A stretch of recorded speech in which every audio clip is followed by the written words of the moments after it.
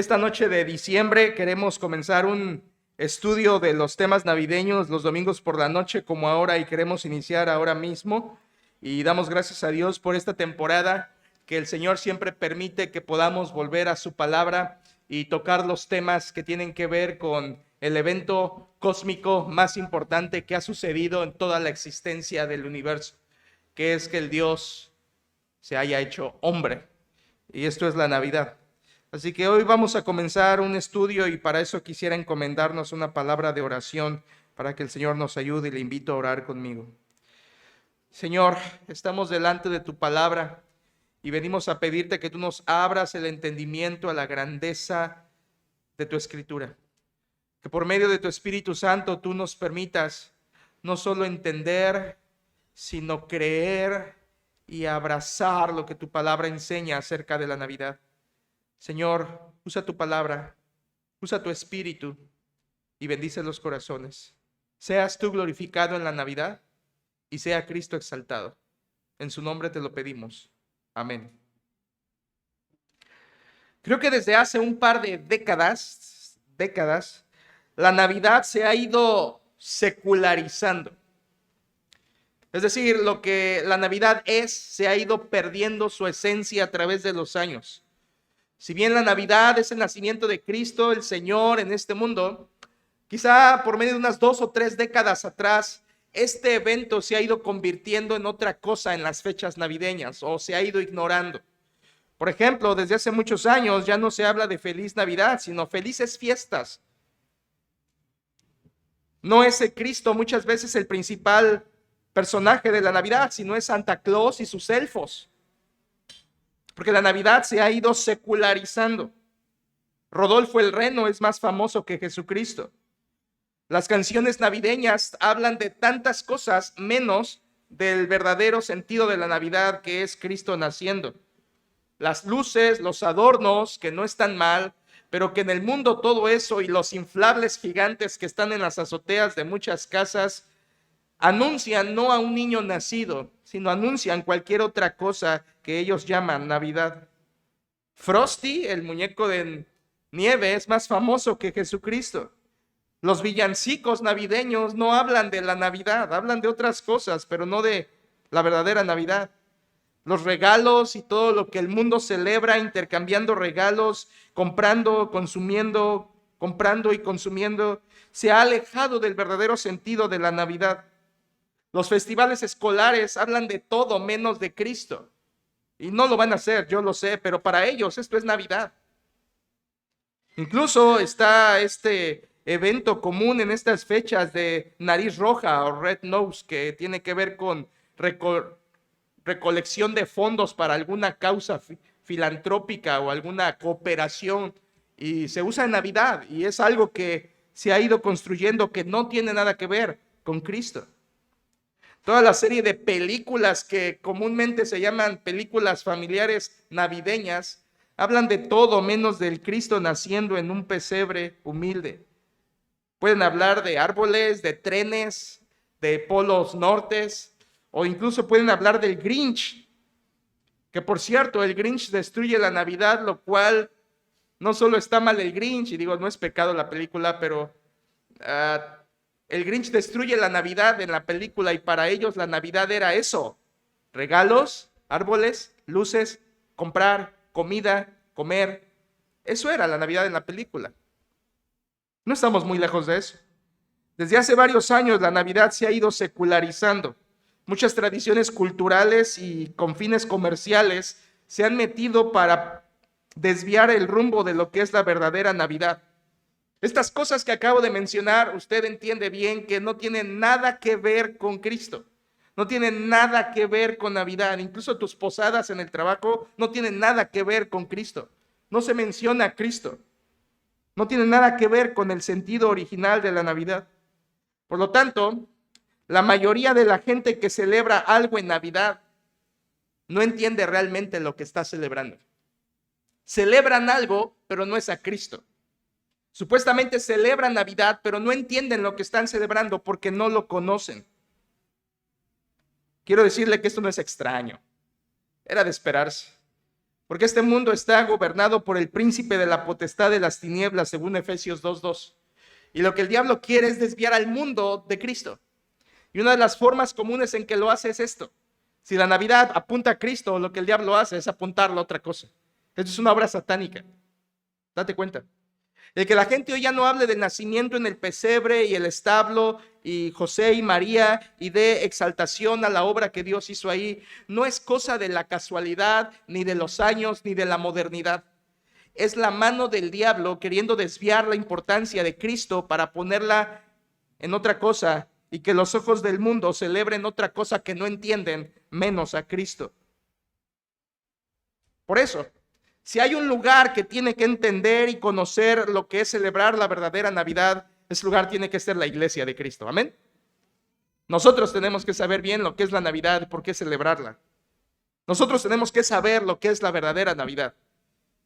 Y podemos decir como el apóstol Pablo en 1 Timoteo 3:15, somos columna y baluarte de la verdad.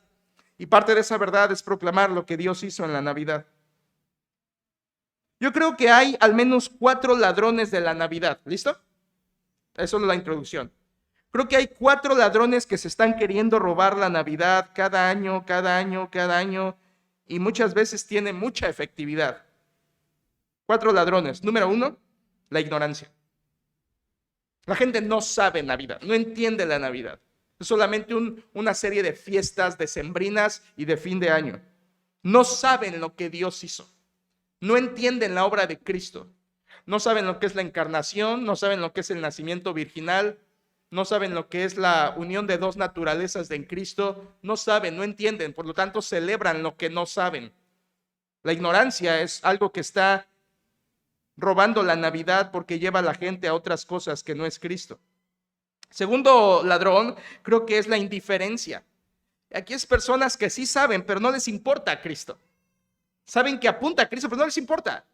Les importan otras cosas. Les importa su trago, les importa su comida, les importa su aguinaldo. Son indiferentes. Saben que algo pasó respecto a Cristo, pero no les importa ni tienen la mínima intención de entenderlo.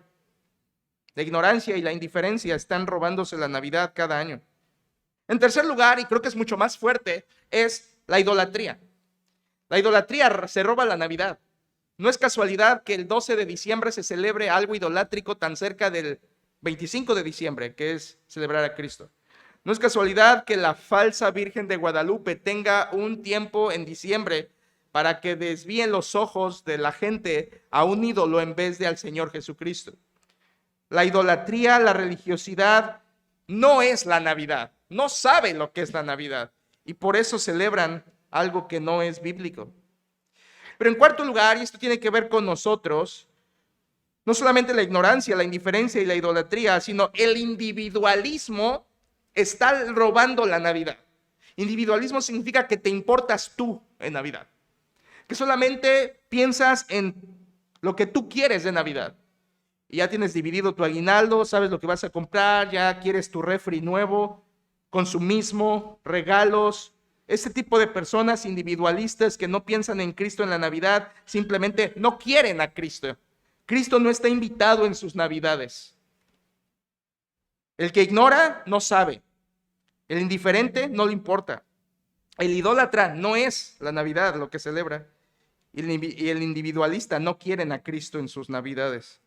Por eso, como nosotros no queremos ser una iglesia ignorante, indiferente, idólatra e individualista, tenemos que volver a la única fuente de autoridad de la Navidad, que es las Sagradas Escrituras.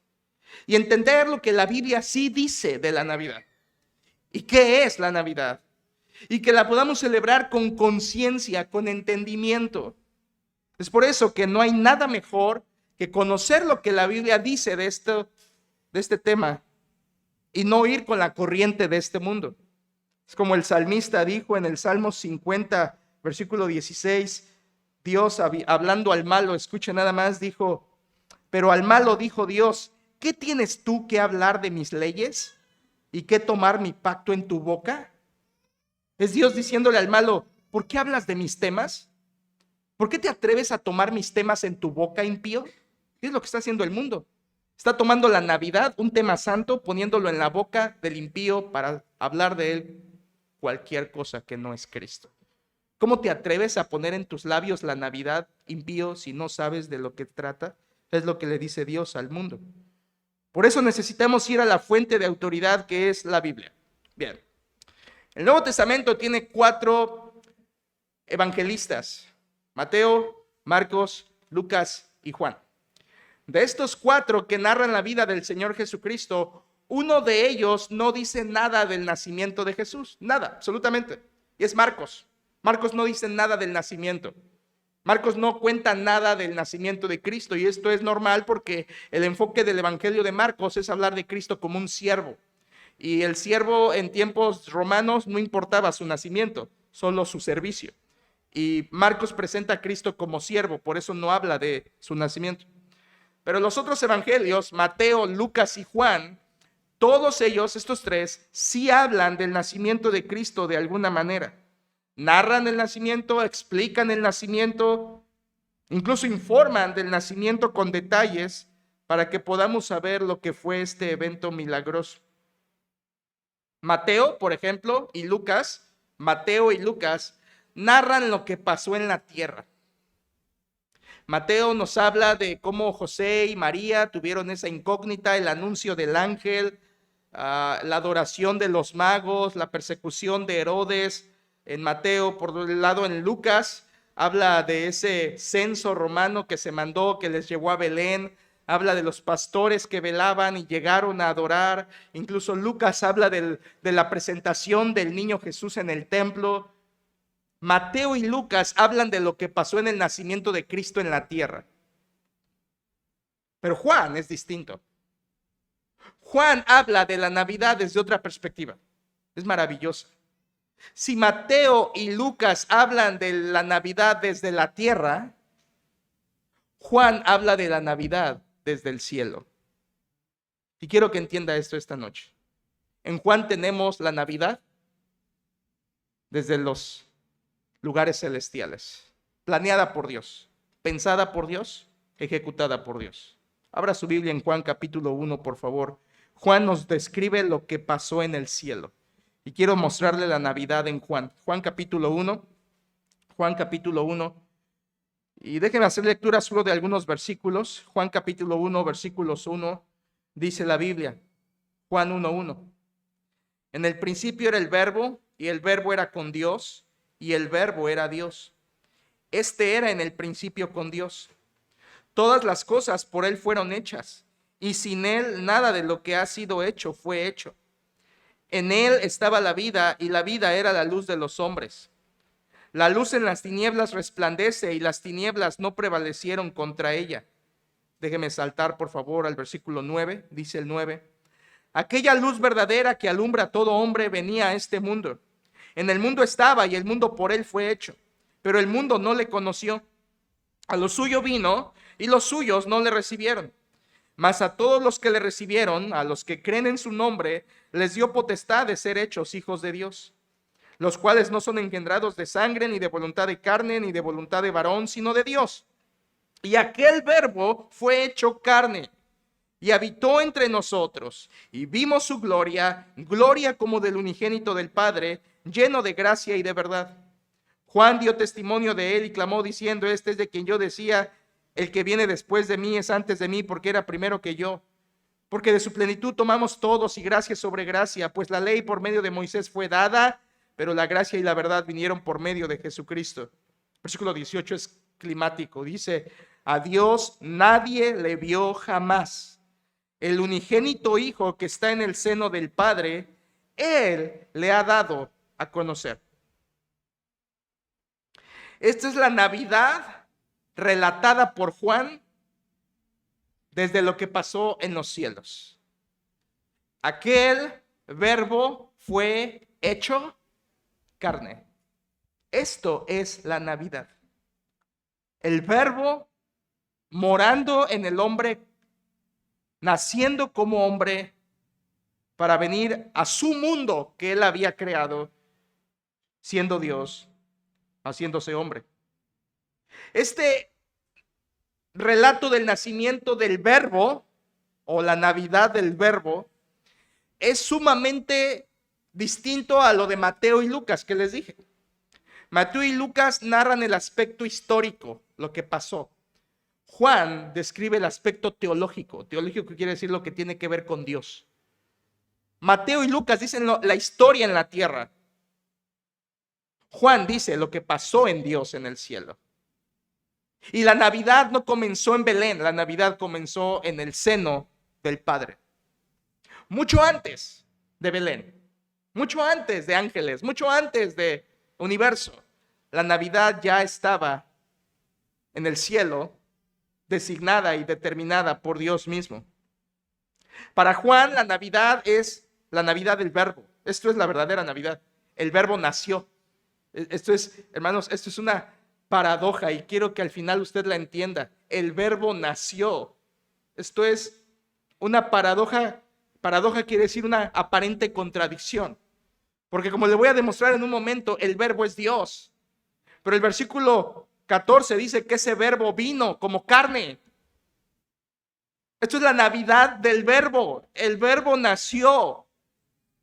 Dios en algún momento de la historia, en algún punto de la historia, tomó forma de hombre sin dejar de ser Dios para venir a su mundo con una misión especial. Esto es Navidad. Esto es Navidad. Y Juan lo relata desde el seno trinitario. Por eso Juan le llama a Jesucristo el Verbo. Versículo 1, en el principio era el Verbo y el Verbo era con Dios y el Verbo era Dios. Este era en el principio con Dios. Quiero ver dos cosas con ustedes esta noche muy rápidas, pero que pueden ser muy útiles. Usted dirá si se aburre o lo toma. Número 1, veremos quién es el Verbo. Y número 2, veremos qué hizo el Verbo. ¿Quién es el Verbo y qué hizo el Verbo? Comencemos con lo primero. ¿Quién es el Verbo? Y está muy claro en los primeros versículos. Sígame por favor con su vista. ¿Quién es el Verbo? Versículo 1, una vez más. En el principio era el Verbo, y el Verbo era con Dios, y el Verbo era Dios. Juan le llama Verbo al Señor Jesucristo. Es uno de los títulos de Jesús, el Verbo. A nadie más en la Biblia se le llama el Verbo. A nadie. Juan usa este nombre para Cristo 4 veces, en versículo 1 y versículo 14. Usa el nombre Verbo 2 veces en su primera carta, Juan. Y usa una vez más en el libro de Apocalipsis este nombre, Verbo. Siempre en Juan. Siempre Juan. Juan fue el único que usó este nombre para Jesucristo. El Verbo. La palabra griega ahí es logos. Logos. Y quiero explicarle el significado de este concepto por el que Juan usó este nombre, este título para Jesucristo. Yo sé que usted por muchos años ha sabido el Verbo es Cristo, el Verbo es Cristo, pero ¿qué significa esto? Déjeme tratar de explicarlo de una manera y abordarlo con usted. La palabra logos, verbo del griego, es una palabra polifacética. Polifacética quiere decir que tiene muchos significados. Muchos significados. Y creo que Juan la utiliza para mencionar, para enfatizar o enseñar 3 cosas de Cristo. Pero antes de eso, déjeme decirle, el logos simplemente significa palabra, o discurso, o razón, o incluso estudio. Por ejemplo, nosotros decimos biología, psicología, todas esas ciencias que acaban en logía vienen de la palabra griega logos, que se traduce ahí como estudio. Es una palabra importante, pero que su significado literal, palabra, discurso, razón o estudio, no nos ayuda mucho. Porque Juan lo utiliza en un concepto mucho más profundo conforme al contexto cultural en el que ellos vivían. Escuchen, en tiempos de Juan, la palabra logos tenía un significado número 1 muy importante para los judíos. Para los judíos este concepto significaba poder creador. Logos, para un judío en tiempos de Juan, significaba el poder que crea, o sea, el poder de Dios para crear. Y esto era así porque el Antiguo Testamento de los judíos en tiempos de Juan, que la tenían en griego, la Septuaginta, la versión de la Septuaginta del Antiguo Testamento, traducía, por ejemplo, en Génesis 1, cuando Dios dijo, sea la luz, y cada una de las menciones de Dios creando, la Septuaginta traduce logos. Logos, logos, palabra creadora, palabra poderosa que crea. Por lo tanto, para un judío en tiempos de Juan, decir el logos significaba el poder creador de Dios. Y ese es un primer significado. Cuando Juan le llama a Cristo logos, Juan está diciendo, Él es el creador. Incluso lo va a decir así en el versículo 3. Todas las cosas por Él fueron hechas. Él es el creador. Sin embargo, cuando Juan escribe, no solo había judíos, también había griegos en su tiempo, y realmente era una mezcla de culturas. Y para un griego, la palabra logos significaba otra cosa. Para un griego, la palabra logos significaba sabiduría, esencia divina. Incluso los griegos decían que el logos era como que el intermediario entre Dios y los hombres. Interesante. Para un griego, decir logos tenía que ver con la sabiduría divina, sabiduría de Dios. Así que Juan, inspirado por el Espíritu Santo, hace un puente entre griegos y judíos. Usa una misma palabra que va a ayudar para entender a Cristo desde ambas culturas. El judío iba a entender que Cristo es el creador y el griego iba a entender que Cristo es la sabiduría divina. Así que esta palabra verbo está infinitamente, perfectamente elegida por el Espíritu Santo para que Juan tuviera la claridad tanto con sus lectores judíos como griegos. Pero le dije que esta palabra en su concepto profundo eran tres cosas. Número uno, para los judíos, poder creador. Número dos, para los griegos, sabiduría o intermediario entre Dios y los hombres. Pero hay un tercer significado de esta palabra verbo que está muy claro en el contexto, porque el versículo 18 dice, a Dios nadie le vio jamás, el unigénito Hijo que está en el seno del Padre, Él le ha dado a conocer. En otras palabras, Cristo dio a conocer al Padre. ¿Qué te dije que significa la palabra logos? Palabra. La palabra logos, verbo, significa palabra. Cristo es la palabra del Padre. Nadie conoce al Padre hasta que el Padre nos da su palabra. Y la palabra del Padre se hizo carne en Jesucristo. En otras palabras, Cristo es la expresión del Padre para que conozcamos al Padre. Cristo es el emisario que nos trajo la palabra de Dios, la palabra del Padre, la expresión del Padre. Es como Apocalipsis 1:8 dice, Cristo mismo dice, yo soy el alfa y la omega. ¿Te acuerdas de eso? Cristo dice, yo soy el alfa y la omega. ¿Y qué es alfa y omega? Alfa, primera letra del alfabeto griego. Omega, la última letra del alfabeto griego. Es como si Cristo estuviera diciendo, todo lo que el Padre quiere decir, lo ha dicho a través de mí, porque yo soy de la A a la Z. Todas las palabras de Dios que Él quiera decir están en mí. Es como si nosotros dijéramos, yo soy la A hasta la Z. Todas las palabras se forman con esas letras del alfabeto. Ese es Cristo, la expresión máxima del Padre, quien vino a dar a conocer al Padre. Por lo tanto, cuando Juan usa verbo, él está diciendo, Él es el creador, Él es la sabiduría de Dios y Él es la expresión del Padre. Pero miren, más allá de la palabra, ahora que entendimos la palabra, quiero que vaya conmigo al versículo 1. Estamos viendo quién es el verbo. Versículo 1. Fascinante. Versículo 1 dice, en el principio era el verbo, y el verbo era con Dios, y el verbo era Dios. Hay 13 palabras en griego ahí que podríamos pasarnos todo diciembre estudiando solo el versículo 1. Créame. El versículo 1 tiene una profundidad divinamente infinita. Ahorita se lo voy a explicar de forma tan básica, pero podríamos quedarnos en ese versículo todo el mes de diciembre hablando de la Navidad. En ese versículo, Juan describe al verbo. Y Juan dice, primero, en el principio era el verbo. Y quiero que hacer una pausa ahí. Cuando Juan dice en el principio, es distinto a cómo él inicia su primera carta de Juan. Lo que era desde el principio. Él comienza así su primera carta, no sé si te acuerdas. Pero aquí en su evangelio él dice en el principio. Y este es un paralelo idéntico a ¿qué pasaje crees? A Juan 1:1, a Génesis 1:1. Juan 1:1 y Génesis 1:1 empiezan igual. ¿Recuerdas cómo empieza la Biblia? En el principio creó Dios los cielos y la tierra. Juan hace exactamente lo mismo. ¿Para qué? ¿Por qué inicia igual que Génesis?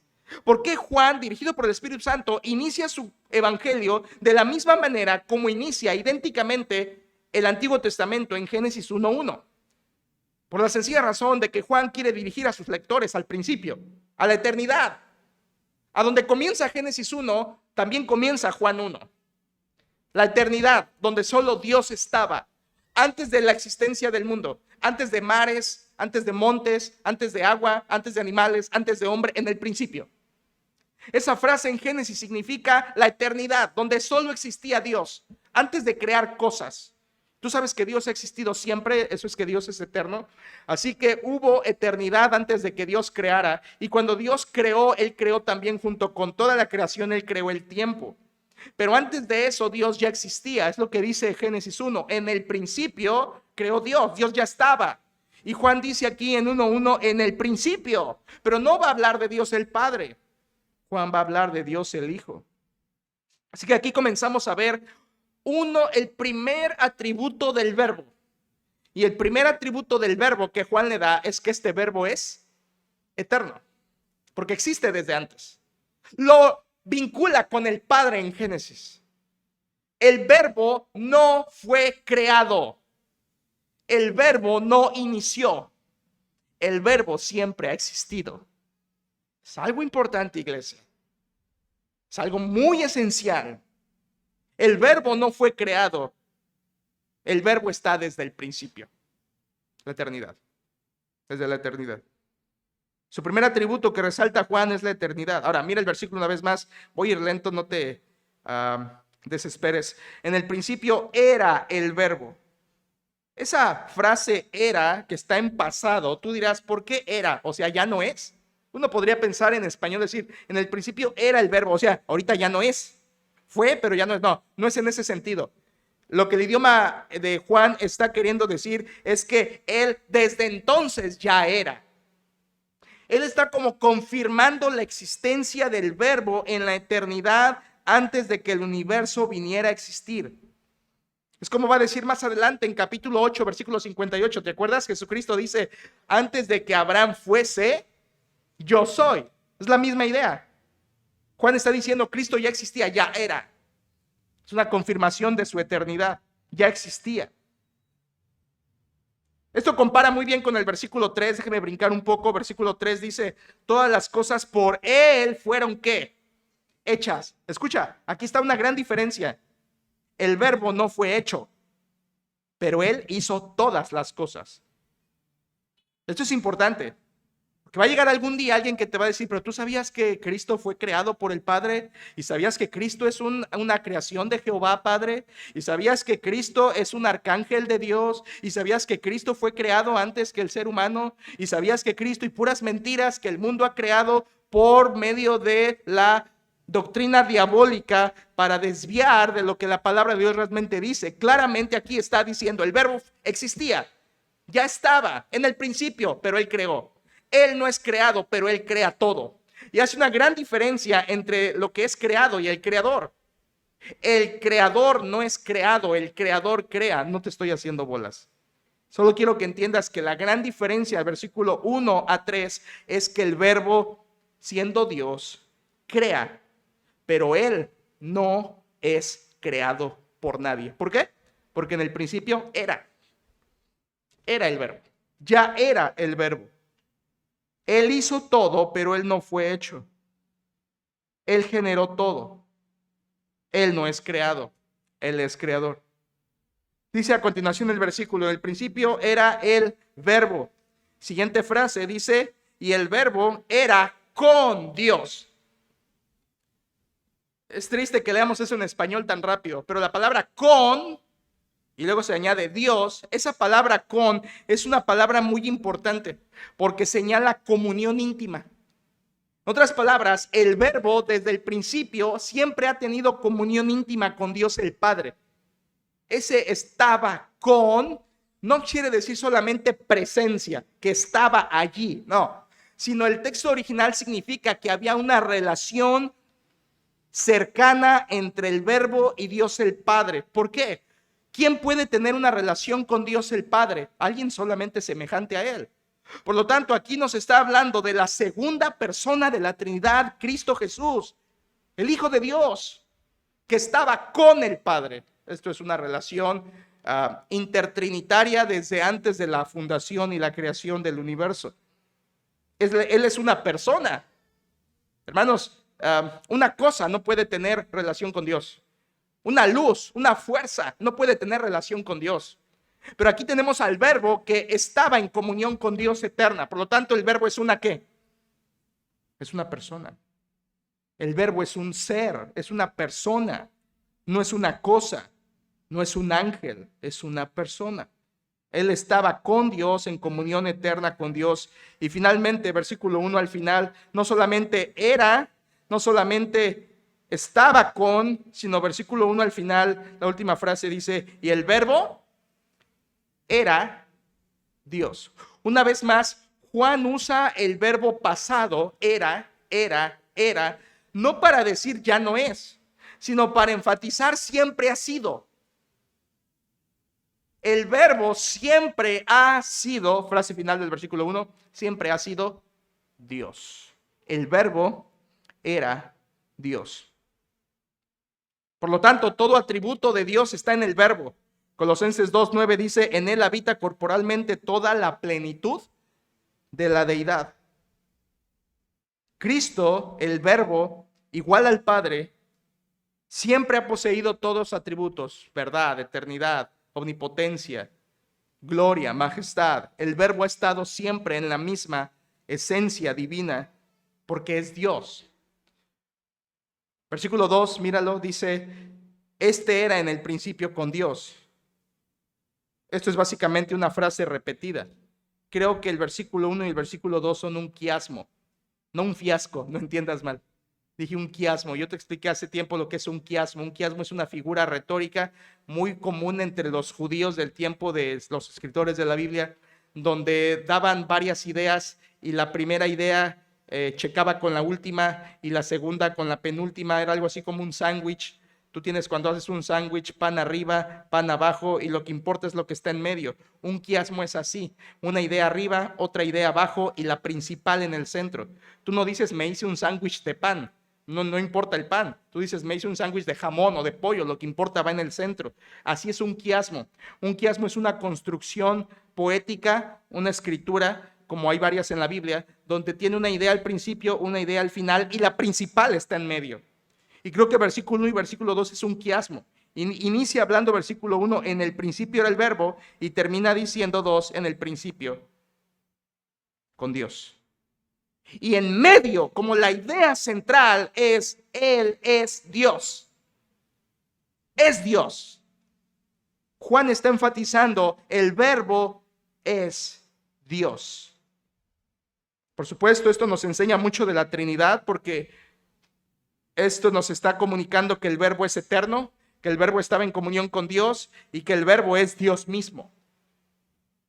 Ya se fijó a este momento del mensaje que este pasaje es bastante doctrinal. Algunos de ustedes dirán, me quedé atrás, me siento en una clase.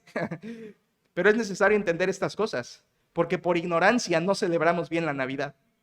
Y tenemos que entender lo que la Navidad realmente es desde la Biblia. Y dejar de pensar en los renos y en Santa Claus y en los regalos como la Navidad. Y que entiendas lo que pasó en el cielo. Si Dios quiere, te explicaré lo que pasó en la tierra. Pero todo comenzó en el cielo. Y lo que pasó en el cielo es esto. El verbo es Dios eterno en comunión con el Padre. Dios mismo, Dios eterno, Dios trino. El verbo es Dios. Si algo queda claro en estos primeros dos versículos es que el verbo es Dios. Se han mencionado varios atributos. Él es eterno, versículo 1. Versículo 3 dice, todas las cosas por Él fueron hechas y sin Él nada de lo que ha sido hecho fue hecho. Esto es, Dios, el verbo es creador. El verbo creó. Todas las cosas por Él fueron hechas. Como dice Colosenses 1:16, en Él fueron creadas todas las cosas, las que hay en los cielos y las que hay en la tierra, visibles e invisibles, sean tronos, sean principados, sean potestades. Todo fue creado por medio de Él y para Él. Y Él es antes de todas las cosas y todas las cosas en Él subsisten. De modo que Jesucristo, el verbo, es creador. Ahora dirás, pastor, ¿y a qué hora va a venir la Navidad? Estamos en el cielo. Ahí, es que exactamente, hermanos.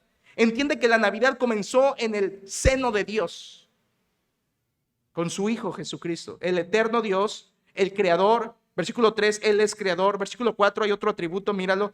Versículo 4 dice, en Él estaba la vida, la vida. El verbo es vida, hermanos. El verbo es vida.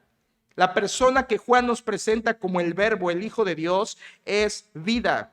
En 5:23, más adelante Juan en 5:23 va a decir que Dios tiene poder para dar vida. Y esto tú lo sabes. Mira, nosotros tenemos vida, pero no tenemos poder para dar vida. ¿Cierto? Dios tiene vida y tiene poder para dar vida. Eso es algo que comparte con su Hijo, el verbo. El verbo da vida, es vida. Y ahí adelantito en 5:26 lo va a decir, el Padre tiene vida en sí mismo y el Hijo también. Es por eso que cuando vemos a Jesucristo en Juan gritando, Lázaro, sal fuera, Lázaro sale vivo porque Cristo, quien tiene vida, le impartió vida. Es por eso que cuando un pecador viene al arrepentimiento y se entrega a Cristo, Cristo le da vida, porque Cristo es Dios con vida. Dios el Padre creó todas las cosas y les dio vida, porque Él la tiene y la imparte. Dice el apóstol Pablo en 1 Corintios 15 que Cristo es, Adán fue alma viviente, pero Cristo es espíritu vivificante, que da vida. Y aquí tenemos al verbo, versículo 4, que da vida. Y otra cosa, mira por favor, versículo 4 de nuevo, en Él estaba la vida, y la vida era ¿qué? La luz de los hombres. Aquí tienes otro atributo del verbo. No solo es eterno, no solo es creador, no solo es vida. Cuarto, Él es luz. Juan usa 36 veces la palabra luz en su evangelio y siempre lo contrasta con las tinieblas. Juan es así. Juan contrasta vida, muerte, luz, tinieblas. Vida, muerte, luz, tinieblas. Creer, incredulidad. Es algo muy común en Juan. Juan habla así, en polos. Y aquí dice que ese verbo no solo es eterno, creador y vida, sino también es luz. Y creo que esa palabra de luz tiene mucho que enseñar, pero lo principal es porque Juan enseña, tanto en su evangelio como en sus cartas y en Apocalipsis, que este mundo está en tinieblas. Cuando habla de tinieblas, habla del pecado, habla de Satanás, habla del gobierno de Satanás. Y cuando habla de luz, habla del gobierno de Dios, habla de la obra de Dios, habla de la vida en Dios. Por lo tanto, no solamente el verbo es eterno, creador y vida, sino también él mismo es luz. Él es luz. Luz de los hombres. Luz de los hombres. Versículo 5 dice a continuación, la luz en las tinieblas resplandece y las tinieblas no prevalecieron contra ella. Este es un versículo importante, hermanos. Este es un versículo importante. A veces cuando tenemos miedo o nuestros hijos tienen miedo, les decimos, mira, no tengas miedo. Mayor es el que está en vosotros que el que está en el mundo. Y citamos 1 de Juan y está muy bien. Pero este es otro versículo que puede citar. Dice, la luz en las tinieblas resplandece. ¿Quién es la luz? El verbo. ¿Quién tiene la potestad de las tinieblas?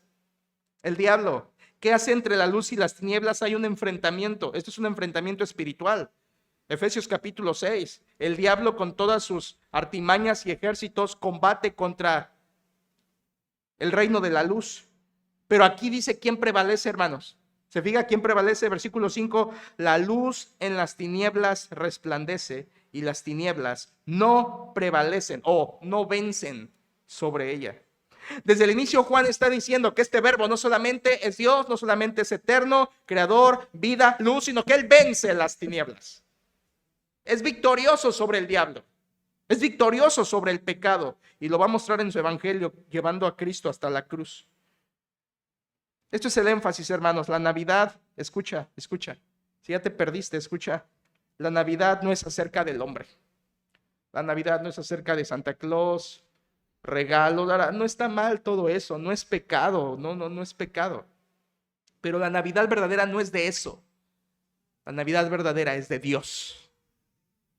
La Navidad aquí en Juan está diciendo todo comenzó con el verbo. La Navidad es del verbo, no del hombre. El hombre ha pervertido la Navidad, pero Dios dio la verdadera Navidad. ¿Quién es el verbo? Creo que Juan nos contestó muy bien en estos primeros 5 versículos. El verbo es Dios. El verbo es Dios. Luego viene un interludio, hermanos. Mira, por favor, rápidamente el interludio, versículos 6 en adelante. Esto es como una pausa y dice, versículo 6, hubo un hombre enviado de Dios, el cual se llamaba Juan. Este vino por testimonio para que diese testimonio de la luz, a fin de que todos creyesen por él. No era él la luz, sino para que diese testimonio de la luz. Estos versículos hablan de Juan el Bautista. Juan el Bautista, quien fue el precursor de Cristo, enviado por Dios para preparar el camino al Mesías. ¿Recuerdas? Este es Juan el Bautista, hijo de Zacarías y de Elizabeth. Juan, quien vendría con el espíritu y el poder de Elías, no que sería Elías, sino que haría la misma obra de Elías. ¿Cuál fue la obra de Elías? Volver el corazón de los incrédulos judíos a la fe en Dios. Juan el Bautista fue el enviado por Dios y según el versículo 7 dice que vino para dar testimonio de esa luz. Juan no era la luz, pero vino a dar testimonio de esa luz. El verbo tuvo su mensajero, su precursor. Y esto nos lleva inmediatamente a la segunda y última pregunta, iglesia. Si ya nos respondió Juan en los primeros 5 versículos, ¿quién es el verbo? Es Dios. En los versículos 9 al 18, Juan nos dice qué hizo el verbo. Y eso es lo importante porque es donde encaja la Navidad. Versículo 9, escúchalo por favor. Juan 1:9 dice, aquella luz verdadera que alumbra a todo hombre venía a este mundo.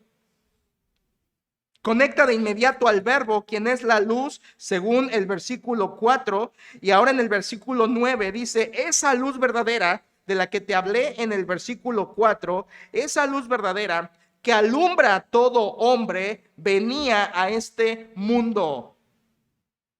Versículo 9 dice que vino. Versículo 11 dice que vino, a lo suyo vino.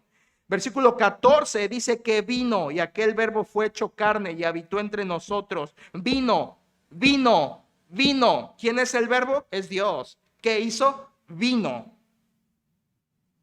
Eso es la Navidad. El verbo viniendo al mundo.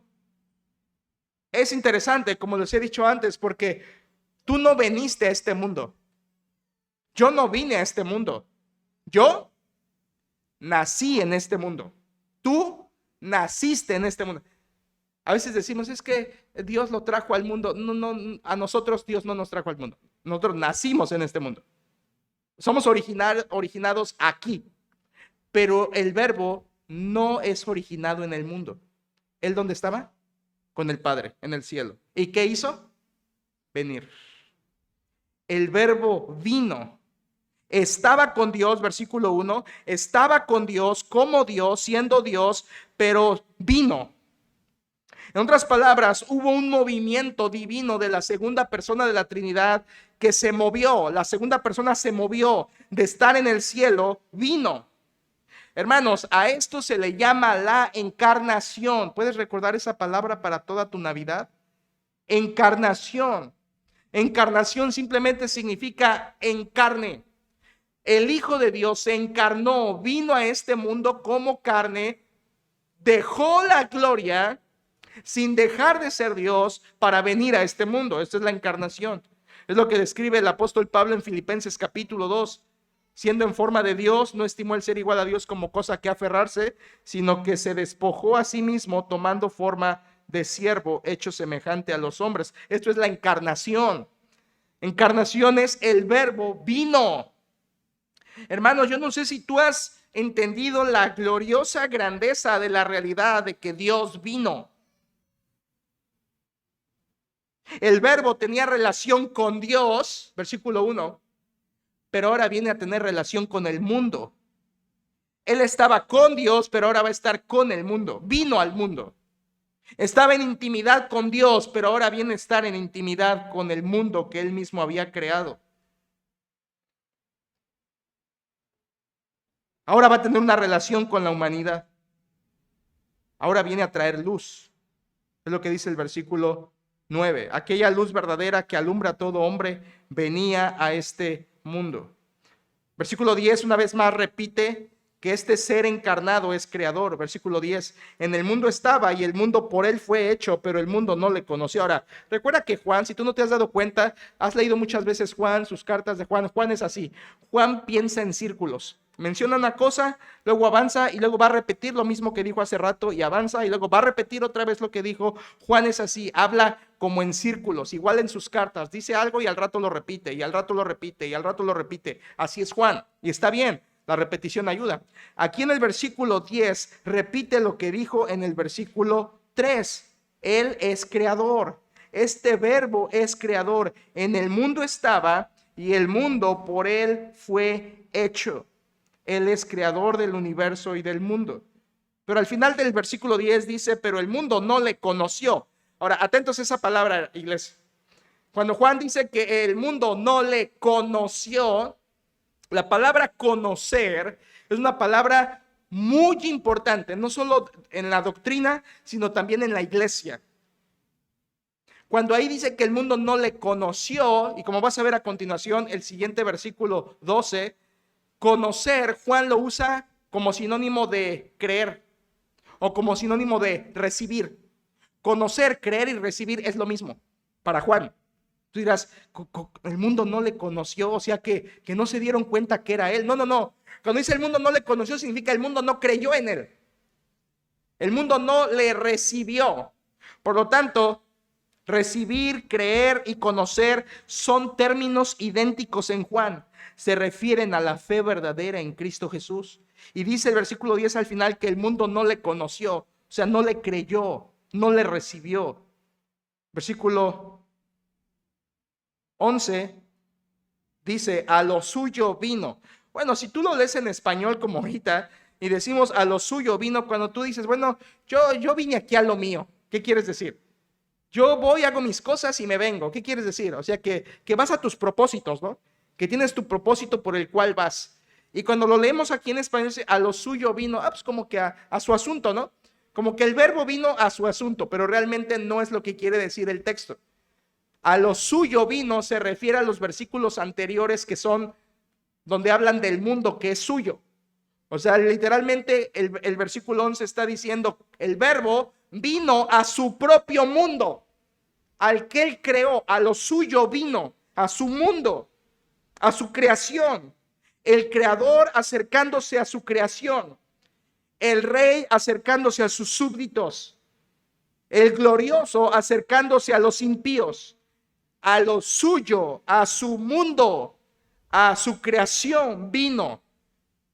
Y esto es la Navidad, y por eso es tan gloriosa, porque el Dios del cielo no tenía necesidad de venir a este mundo. Lo hizo por amor. Lo hizo por amor. Lo hizo por puro amor. Por eso el versículo 11 dice, a lo suyo vino, a su mundo. Y versículo 11 después dice, y los suyos no le recibieron. ¿Qué dijimos que es recibir? Es creer o es conocerlo, es lo mismo, es confiar en él como Salvador. Los suyos significa ahí el pueblo de Israel, su pueblo, los suyos. Los suyos no le recibieron, no creyeron en él. Y Juan se va a aventar más de 20 capítulos mostrándonos cómo los judíos no le recibieron, no creyeron en él. Y es la misma historia hoy. El mundo no recibe a Cristo, el mundo no lo sigue, el mundo no le cree, el mundo no lo conoce, el mundo lo rechaza. El mundo está dejando que 5 cosas roben la Navidad. Y el mundo no le importa eso porque no conocen a Cristo, no creen en Cristo, no reciben a Cristo. Es por eso que llegamos en el versículo 11 y llegamos al versículo 12. Precioso versículo 12. Mire por favor, versículo 12 dice, mas a todos los que le recibieron. Obviamente eso es un contraste con el versículo anterior. Los suyos no le recibieron, mas a todos los que le recibieron. Ahora, hermanos, yo tengo que hacer aquí una explicación una vez más, con mucho amor. La frase recibir a Cristo es correcta bíblicamente y está aquí vertida en el versículo 12. Recibir a Cristo es una frase correcta, pero la forma en que comúnmente la gente lo aplica es incorrecta. Es incorrecto. ¿Por qué? Porque muchas veces la gente dice, ¿ya recibiste a Cristo? Ay, ¿qué es eso? Que si ya oraste, que si ya le abriste tu corazón. ¿Cómo se hace eso? ¿Cirugía o qué? ¿Cómo? No, pues que ores y le pidas que venga a tu corazón.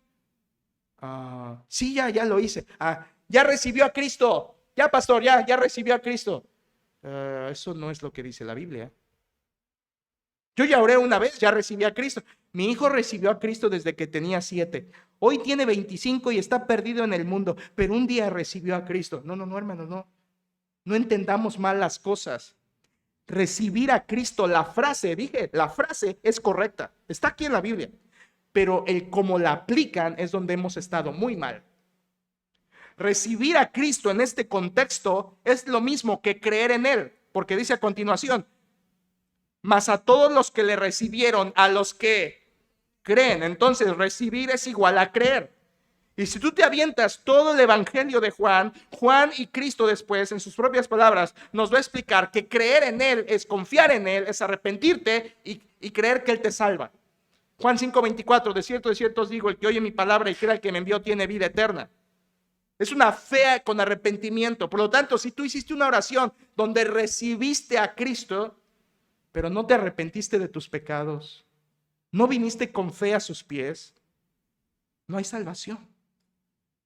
Aunque hayas dicho, Cristo te recibo. Y tristemente Cristo desde el cielo diría, yo a ti no.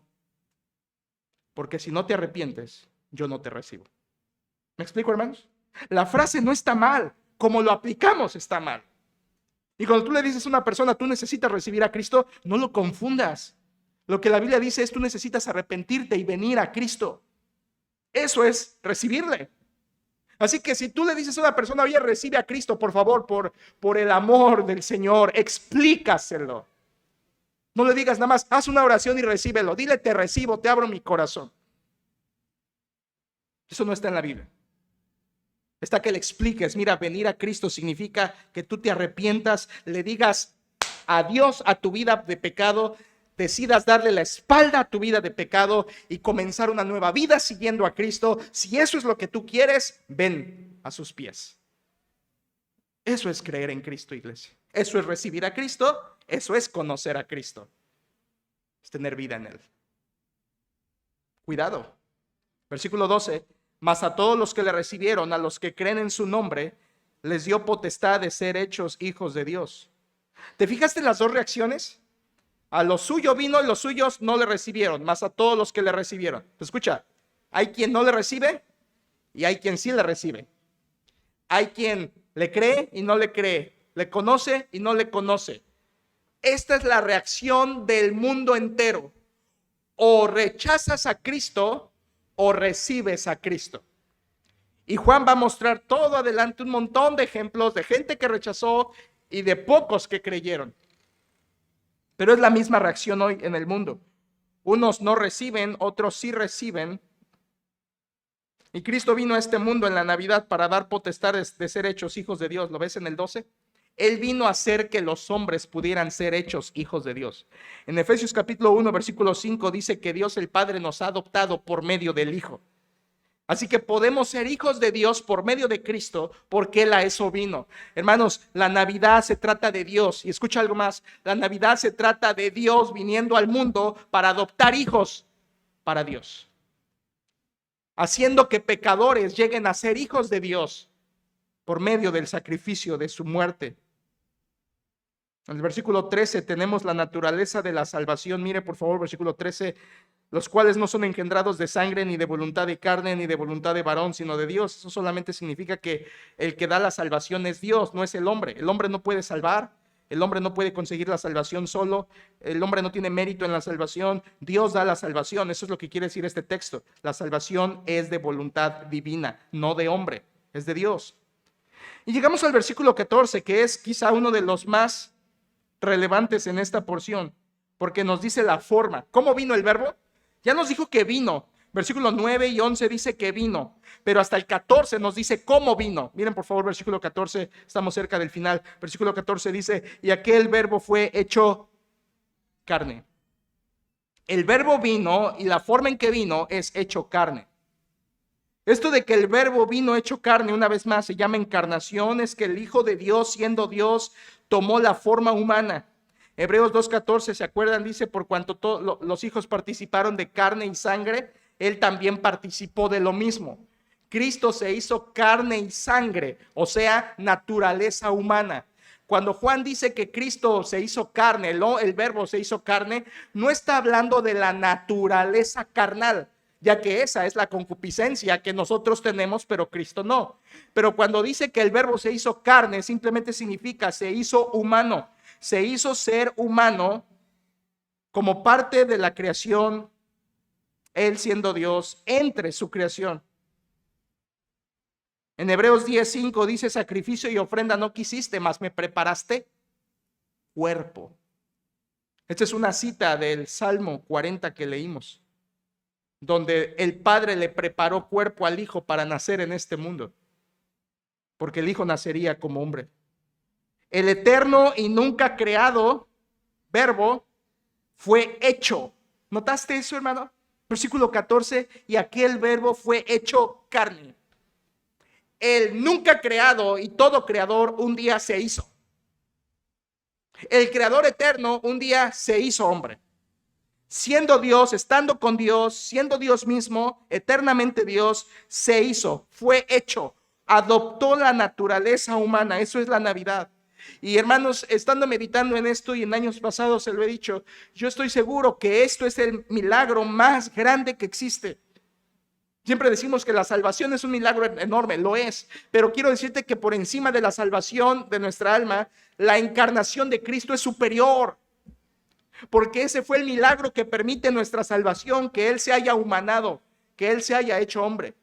Y el que Dios, solamente piensa un momento, que el Dios infinito se haya hecho finito en el cuerpo de un ser humano, que el hombre, el Dios poderoso se haya reducido a un cuerpo de hombre, que el eterno se haya vuelto temporal en este mundo, que el invisible se haya hecho visible, que el sobrenatural Dios se haya hecho natural como hombre.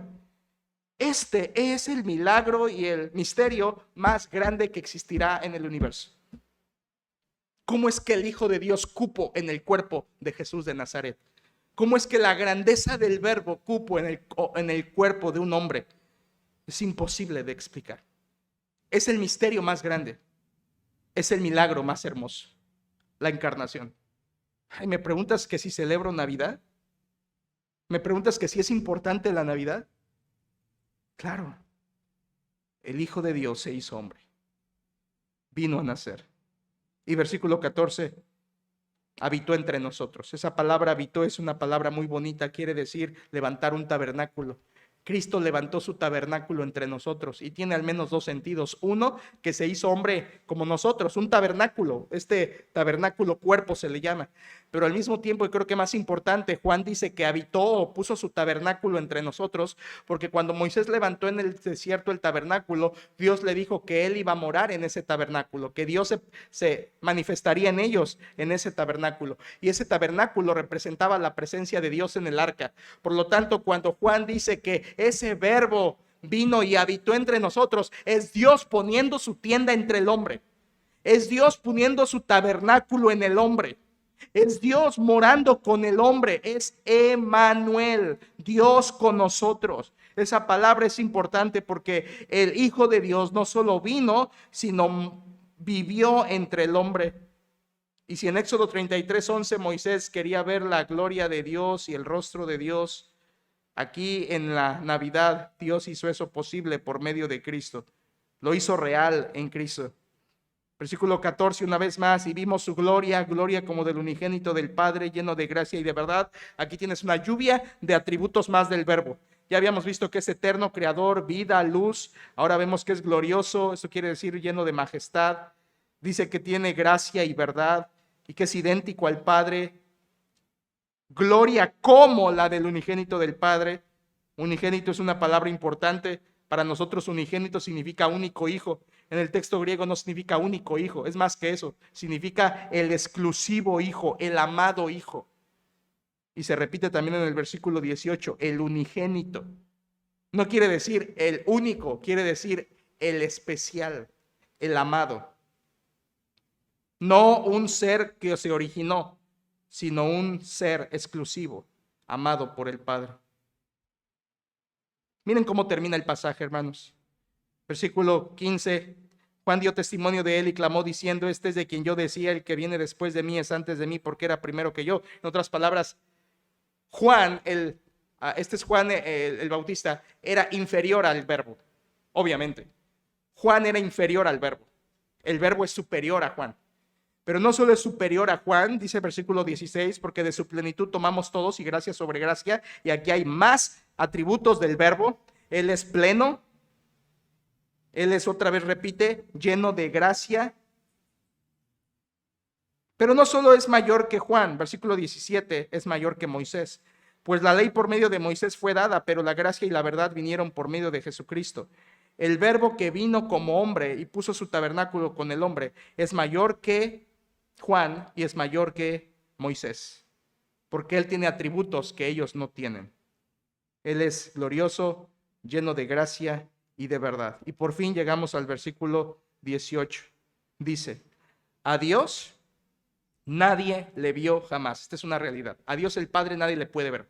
Nadie. No le han visto, no le verán, no puede ser visto. Dirás, ¿por qué? Porque es muy exclusivo. No, porque es espíritu. Solamente por eso. Por eso Pablo le llama el Dios invisible, porque es espíritu. Pero aquí están las buenas noticias. El Dios invisible envió a su Hijo en forma visible para conocerlo a él. Y Cristo dijo: el que me ha visto a mí, ha visto al Padre. Y Juan termina diciendo: a Dios nadie le vio jamás. El unigénito Hijo, el texto griego dice el unigénito Dios. No sé por qué quedó ahí como hijo, pero el texto original dice el unigénito Dios, que está en el seno del Padre. Seno es la parte del pecho, hablando de la intimidad que hablaba el versículo 1, de que el verbo estaba con Dios, en íntima relación con Dios. El versículo 18 dice: ese verbo que es unigénito Dios está en el seno del Padre, es parte del Padre, una unidad con el Padre, o es Dios mismo junto con el Padre y el Espíritu Santo, por supuesto. Termina Juan diciendo: él, el verbo, le ha dado a conocer.